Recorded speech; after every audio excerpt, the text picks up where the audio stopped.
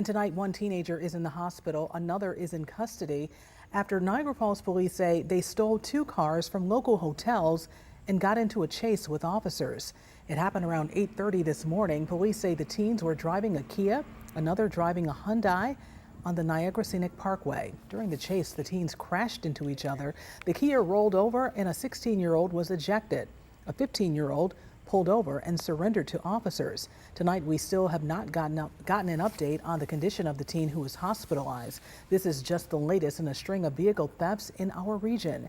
As 2 on your side's Keelan Berrien reports, neighbors across western New York, they're calling for a change.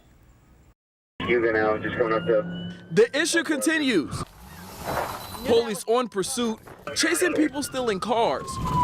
It's like this one in Niagara Falls this morning, leaving a stolen Hyundai crashed and a Kia upside down. I don't think people know how serious this problem is in this area. If y'all got a Kia, please watch your car. Stolen vehicles, a troubling trend, plagues western New York, ranking Buffalo 3rd in the country for most of them. I found the kids driving it at a stoplight right in front of me. In June, Justine Lee got a taste of it firsthand and tells me so did her sister and mother. In fact, her mother's vehicle was this Jeep that critically injured Cheektowaga police officer Troy Blackchief.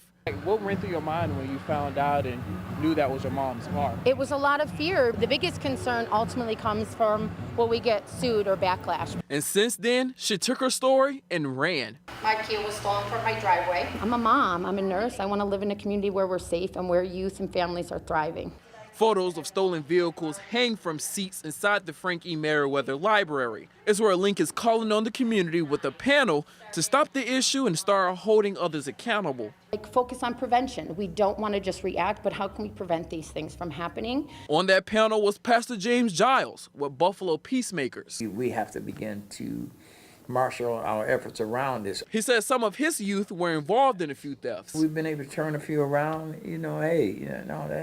that's not how we're going to do this. We're putting them on this pathway of understanding, teaching our youth how to make decisions, not just how to make decisions, but how to make them in the face of challenges. But until the problem is resolved, Lincoln will continue to talk and share her story with others. It brings a whole nother level of awareness of what this does to your life. On your side in Buffalo, Keelan Berrien, Channel 2 News.